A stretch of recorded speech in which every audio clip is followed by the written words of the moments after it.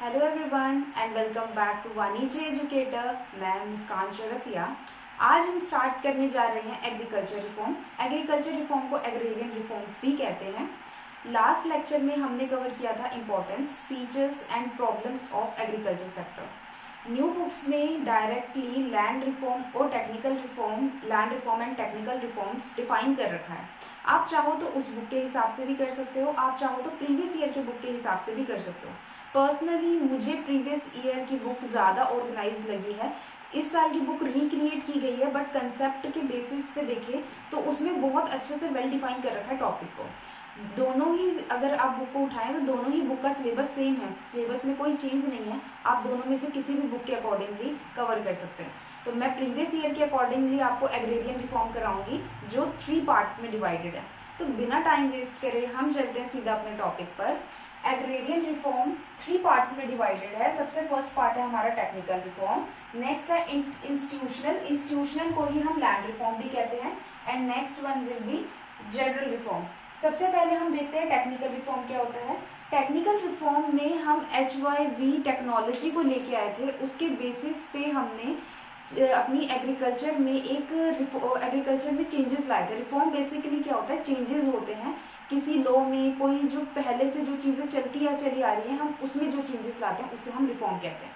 तो technical reform जब आए थे 1956 में, हमने अपनी कन्वेंशनल वैरायटी को हटाकर HYV टेक्नोलॉजी को अडॉप्ट किया था। तो सबसे पहला हम पॉइंट देखते हैं, use of HYV seeds. HYV की फुल फॉर्म है हाई यील्डिंग वैरायटी सीड्स। 1956 में HYV सीड्स ने कन्वेंशनल वैरायटी को रिप्लेस कर दिया था। HYV सीड्स बहुत ज़्यादा हाईली यील्डिंग होती हैं, मतलब कि बहुत ज़्यादा उसमें उपजाऊ शक्ति होती है। जो हमारी कन्वेंशनल वैरायटी थी उसमें उतनी ज़्यादा उपजाऊ शक्ति नहीं थी। HYV सीड्स 6 क्रॉप में आई गई थी। वीट था, राइस थे, मेज था, बाजरा था, ज्वार था, कॉटन था। इन 6 क्रॉप्स में HYV सीड्स आए थे, और HYV सीड्स के आने से एक बहुत अच्छी ग्रोथ आई थी हमारी प्रोडक्शन में ग्रोथ आने से हमारी फील्ड ग्रीन होने लग गई थी, जिस रीजन से हमने उसको नाम दिया था ग्रीन रेवोल्यूशन के नाम से हमने इसको नाम दे दिया था। और ग्रीन रेवोल्यूशन के आते ही हमारी प्रोडक्शन बढ़ गई और हमारी बहुत सारी अदर चीज़ों की डिमांड बढ़ गई जो हमारे को एग्रीकल्चर में ज़रूरत होती थी। तो नेक्स्ट हम पॉइंट देखते हैं, यूज ऑफ केमिकल फर्टिलाइजर। जब भी हम HYV सीड्स को यूज करते हैं तो हमें केमिकल फर्टिलाइजर्स की जरूरत पड़ती है, और केमिकल फर्टिलाइजर्स कन्वेंशनल वैरायटी के साथ हम यूज नहीं करते थे।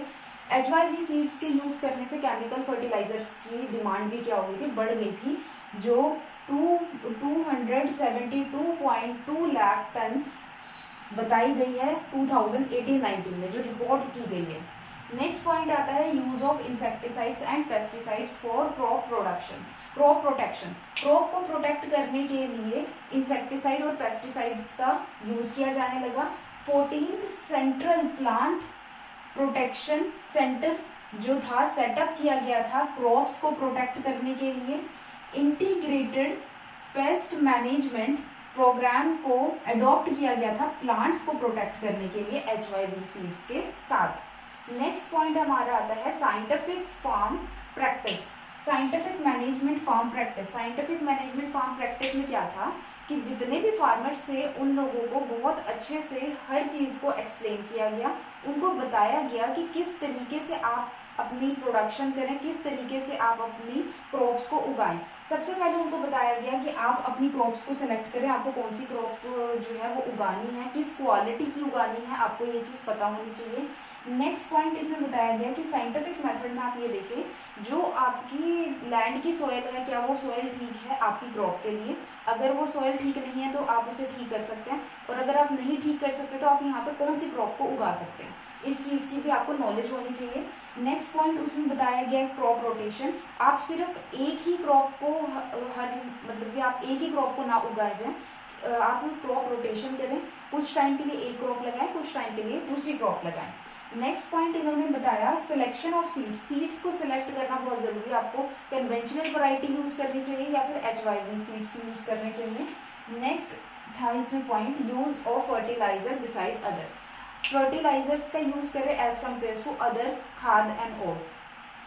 साइंटिफिक मैनेजमेंट में फार्मर्स को नॉलेज दी गई, टेक्निकल नॉलेज दी गई इन सारे पॉइंट्स पे, ताकि उन लोगों को पता चले कि किस तरीके से फार्मिंग की जा सकती है जिससे ज़्यादा से ज़्यादा ग्रीन रेवोल्यूशन आ सके। तो ये कुछ पॉइंट्स थे टेक्निकल रिफॉर्म के जो चेंजेस आए थे। आप चाहो तो इसका स्क्रीनशॉट ले सकते हैं। नेक्स्ट टॉपिक है हमारा इंस्टीट्यूशनल एंड लैंड रिफॉर्म। हम कुछ पॉइंट्स देखते हैं। सबसे पहला पॉइंट है एबॉलिशमेंट ऑफ इंटरमीडिएटरीज। इंटरमीडिएटरीज कौन होते हैं? टिलर ऑफ द सॉइल से लेकर जब हम अपनी क्रॉप्स को सेल करते हैं मार्केट में या फिर हम गवर्नमेंट को सेल करते हैं, उसके बीच में जो भी पर्टिकुलर पर्सन आता है वो हमारा इंटरमीडिएटरीज है। और उन इंटरमीडिएटरीज को ज़्यादातर जमींदार कहते हैं, क्योंकि हमारे इंडिया में जमींदार जो थे वो इंटरमीडिएटरीज का रोल प्ले कर रहे थे। एबॉलिशमेंट का मतलब होता है खत्म कर देना। जमींदार जो थे वो सबसे ज़्यादा फार्मर्स को एक्सप्लॉइट करते थे, सबसे ज़्यादा उनसे रेंट लेते थे, उनसे क्रॉप्स बहुत ज़्यादा ले लेते थे। तो कहीं ना कहीं सबसे बड़ी एक्सप्लॉइटेशन जो थी वो जमींदार ही रोल प्ले कर रहे थे। तो उनको हटाने का सबसे पहला हमारा लैंड रिफॉर्म में सबसे पहला पॉइंट यही था कि हम एबॉलिश कर दें इंटरमीडिएटरीज को, जिससे डायरेक्टली जो फार्मर है गवर्नमेंट के कॉन्टैक्ट में आ सके और अपनी क्रॉप्स को डायरेक्टली गवर्नमेंट को बेच सके और रेवेन्यू भी डायरेक्टली ले सके। इसमें 2 ऑब्जेक्टिव बताए हैं। Stop exploitation of the cultivator by the जमींदार जो एक्सप्लॉइट कर रहा था कल्टिवेटर को, वो खत्म हो गया। नेक्स्ट है give incentive to the cultivator to make improvement on land पे इम्प्रूवमेंट हो सके और उनको ओनरशिप मिल सके। ये इनिशिएट लिया गया था गवर्नमेंट के थ्रू। गवर्नमेंट ने सबसे पहले जमींदार को हटाया, दूसरा जितने भी कल्टिवेटर्स थे उनको ओनरशिप दी गई कि अब ये लैंड आपका है, आप इस पे अपने हिसाब से खेती करें। साथ ही साथ उन्हें इंसेंटिव भी दिया गया ताकि वो अपनी लैंड को थोड़ा इम्प्रूव कर सके, ताकि ज़्यादा से ज़्यादा प्रोडक्शन की जा सके। और 200 लाख टेनेंट्स होते हैं जो किराएदार थे, मतलब जो किराया दे के अब एग्रीकल्चर कर रहे थे, फार्मिंग कर रहे थे, उन लोगों को ओनरशिप राइट दे दिया गया ताकि वो ज़्यादा से ज़्यादा प्रोडक्शन कर सके और डायरेक्टली वो गवर्नमेंट के कॉन्टैक्ट में आ सके अपने प्रोडक्शन को सेल करने के लिए और रेवेन्यू लेने के लिए। नेक्स्ट पॉइंट था रेगुलेशन ऑफ रेंट। हमारी कंट्री में जमींदार जो थे सबसे बड़ा रोल प्ले कर रहे थे, ज़्यादा से ज़्यादा रेंट लेते थे कल्टिवेटर से, जिस वजह से कल्टिवेटर्स या टिलर ऑफ द सॉइल्स गरीब के गरीब रह जाते थे और वो लोग इम्प्रूवमेंट पे, लैंड की इम्प्रूवमेंट पे काम ही नहीं कर पाते थे। गवर्नमेंट ने फिक्स कर दिया था 1/3 ऑफ द क्रॉप को एज अ रेंट जो था उन्होंने फिक्स कर दिया गया था, और इससे ज़्यादा कोई भी जमींदार रेंट नहीं ले सकता था।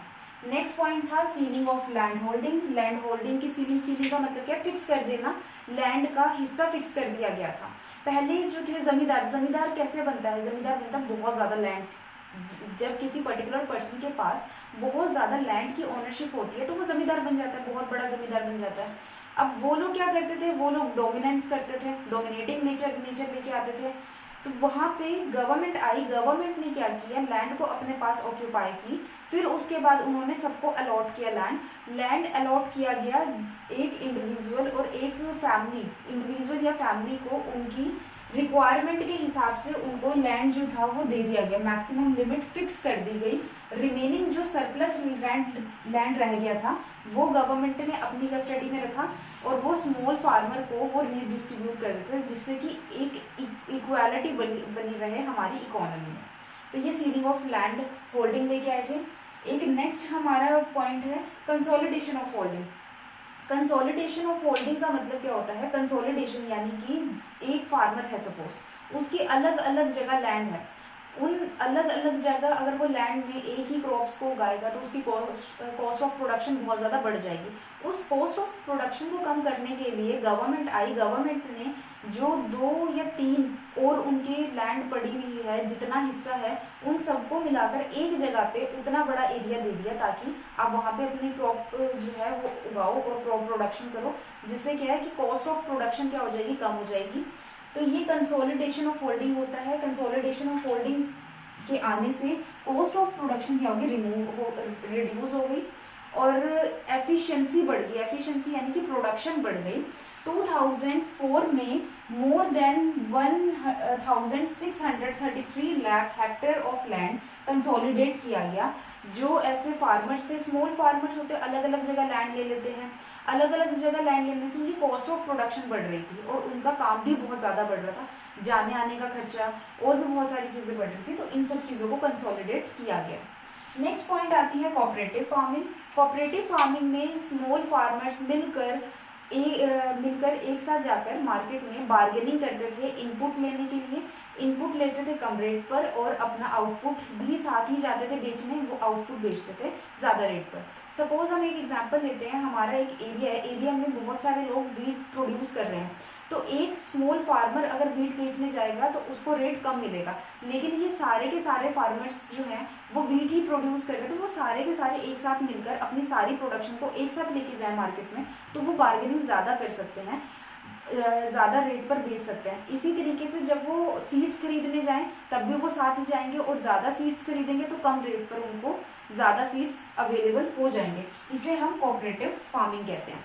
आप चाहो तो इस टॉपिक का स्क्रीनशॉट ले सकते हो। नेक्स्ट टॉपिक है हमारा जनरल रिफॉर्म। जनरल रिफॉर्म के कुछ पॉइंट्स हैं। सबसे पहला पॉइंट हम देखते हैं। सबसे पहला पॉइंट है expansion of irrigation facility. Irrigation facility को बढ़ाया गया। मेजर एंड माइनर प्रोजेक्ट्स को स्टार्ट किया गया, लॉन्च किया गया। अलग अलग parts of different parts of the country, हमारी कंट्री के अलग अलग पार्ट में अलग अलग प्रोजेक्ट्स को लाया गया, माइनर एंड मेजर प्रोजेक्ट्स। 1951 में 17% of the land under permanent mean of irrigation, यानी कि सिर्फ 17% लैंड थी जिनके पास परमानेंट मीन ऑफ इरिगेशन थे।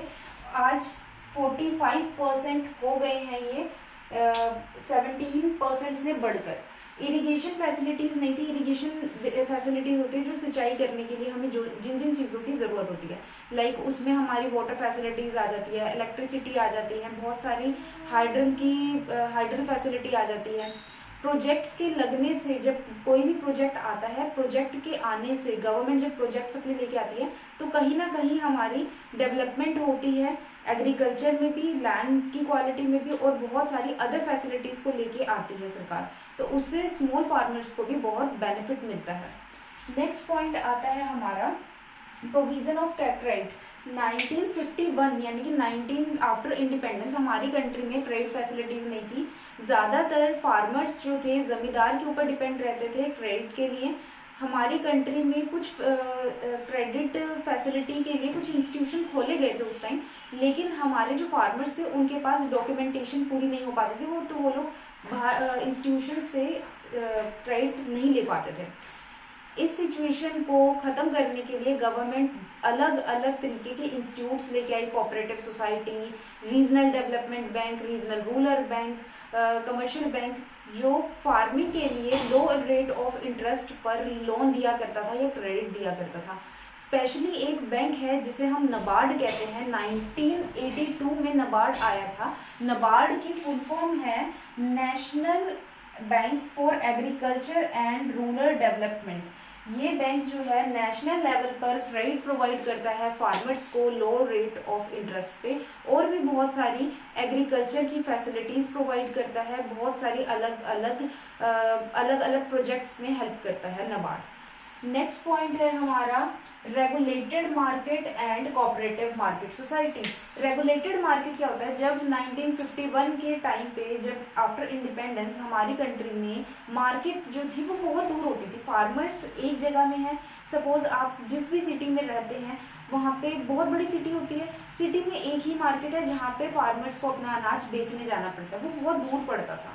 और कहीं पर ऐसा भी होता है कि पूरे के पूरे जिले में, डिस्ट्रिक्ट में ही सिर्फ एक हमारा जो है एक मार्केट होती है। तो मार्केट को पहले लाया गया कि पूरी की पूरी कंट्री में, ऑल ओवर द कंट्री एक रेगुलेटेड मार्केट हो जहाँ पे फार्मर्स इजीली अपनी प्रोडक्शन को सेल कर सके। नेक्स्ट पॉइंट आता है cooperative market, cooperative marketing society. Cooperative marketing society basically previous term है जो अभी हमने लास्ट टॉपिक में करी थी।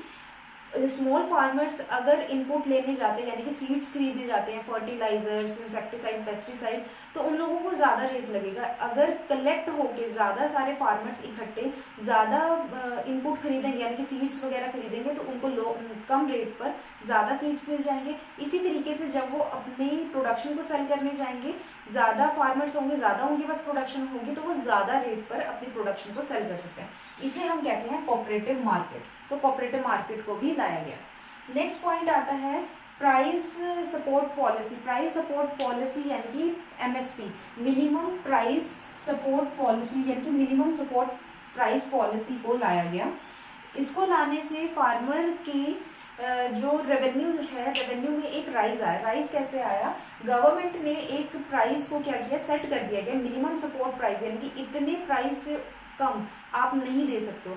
जैसे कि जैसे आड़ती होते हैं जो होलसेलर या जिनको जो फार्मर्स हैं अपनी प्रोडक्शन सेल करने जाते हैं, वो अपने रेट बताया करते थे, लेकिन गवर्नमेंट ने एक लिमिट सेट कर दी, यानी कि एक रेट सेट कर दिया। जैसे वीट है, वीट को कोई भी पर्सन जो है यानी कि जो दुकानदार है वो नहीं खरीद सकता 10 रुपये से नीचे। 10 रुपये तो आपको देने ही पड़ेंगे। पहले क्या करते थे, ये जो बड़े बड़े होलसेलर्स होते थे या बड़े दुकानदार जो होते थे जिनको फार्मर्स डायरेक्टली अपनी प्रोडक्शन सेल आउट करते थे, तो वो लोग बहुत कम रेट पर उनसे ज़्यादा प्रोडक्शन ले लेते थे।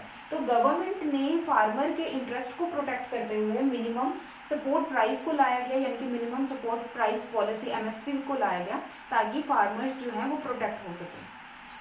ये कुछ नोट्स हैं, आप चाहें तो इसका स्क्रीनशॉट ले सकते हैं। अगर आपको लेक्चर अच्छा लगा हो तो लाइक, शेयर एंड कमेंट ज़रूर करना। And thank you.